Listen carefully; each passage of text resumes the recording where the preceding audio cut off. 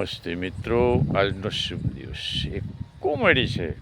આપણે તો બે ભાઈઓ હતા, બિચારા ઘણી ઉંમર થઈ ગઈ હતી પણ લગ્ન નહોતા થયા, એટલે પતંગનો ધંધો કરે, પતંગો બનાવીને વેચે. અને એમાં પતંગનો દોર બહુ જોરદાર હતો. આપણે આ પતંગોનો આખા વર્ષની બધી ભેગી થઈ જાય છે. આ પતંગ એક 5 રૂપિયાવાળી પતંગ છે ને એ 20માં વેચાવેલી છે. વેપાર બહુ આપણા સારો થાય, કમસે કમ 5 લાખનો તો થાય જ.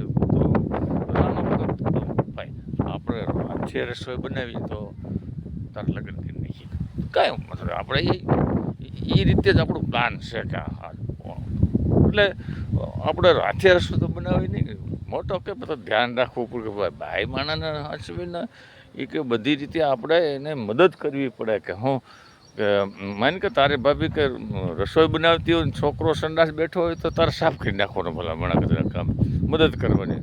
બોલો કે એ થોડું કામ કરવું કે ભલામણા તું હું વાત કહી શકું, મારી ભાઈ એવું જ કામ કરાવવું તારે કે સારું કામ નહીં ને કે મને એવું સીંધવાનું તારે કે મને ખબર હતી કે તું ઢળડા કરાય શાંતિ.